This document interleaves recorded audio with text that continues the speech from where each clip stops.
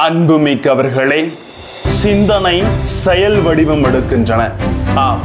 உங்கள் சிந்தனைகளிலே தெளிவு இருந்தால் வாழ்க்கையில் அர்த்தம் இருக்கும். ஆனால் இன்று நமது சிந்தனை தான் நம்மை சிதைத்து கொண்டிருக்கிறது. நான் எனது சிந்தனையை தூய்மை உள்ளதாகவும் எனது எண்ணங்களிலே தூய்மை கொண்ட மனிதனாகவும் வாழுகின்ற பொழுதுதான் கடவுளின் பிள்ளை என்ற உரிமை பேச்சை நான் பெற்றுக்கொள்கிறேன் என்று வார்த்தை கற்றுத்தருகிறது. வாங்க, வார்த்தையின் உண்மையை அறிந்து கொள்ள ஒரு பயணம் செய்வோம்.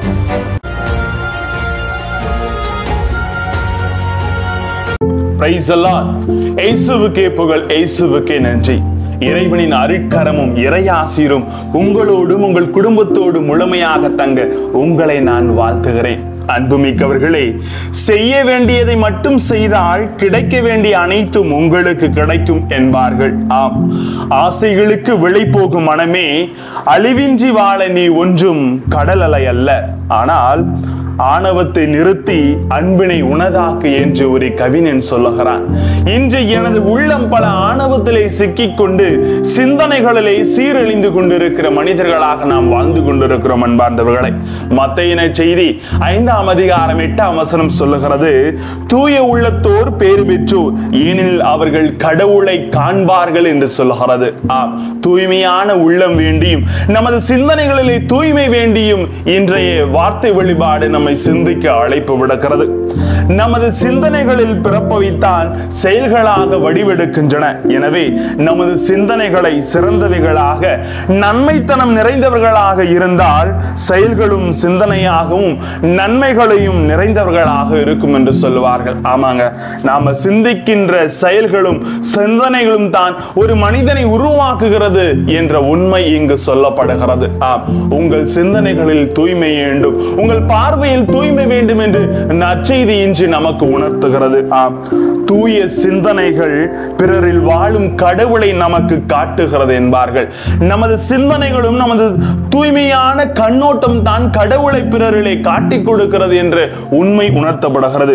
தூய சிந்தனை தான் எலியாவுக்கு கடவுளை உணர்த்தியது. ஆம், முதல் வாசகத்திலே எலியா கடவுளை தேடுகிறார்.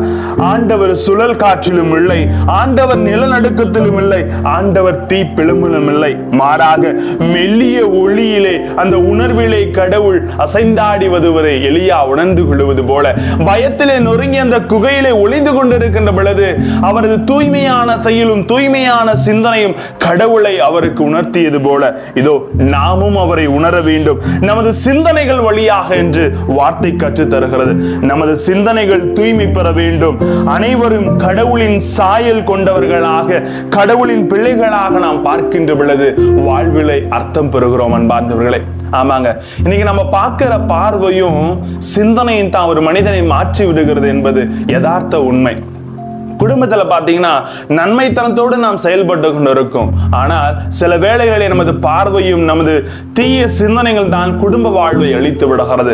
நமது வாழ்க்கையிலும் சரி, நம்ம செய்கின்ற ஒவ்வொரு வேலையிலும் சரி, சிந்தனை தூய்மையானதாக இருந்தால், எண்ணங்களில் தூய்மை இருந்தால் வாழ்க்கையை வண்ணங்களாக இறைவன் மாற்றி தந்து விடுவார். அன்புமிக்கவர்களே, எனவே நமது சிந்தனைகளே ஒவ்வொரு நேரத்திலும் தவறு செய்து விடாமல் தூய்மையான எண்ணத்தோடு கடவுளை காண வேண்டும் என்ற அந்த பேச்சோடு நாம் செயல்படுவோம். இறையாசிர் என்றென்றும் நம்மோடு.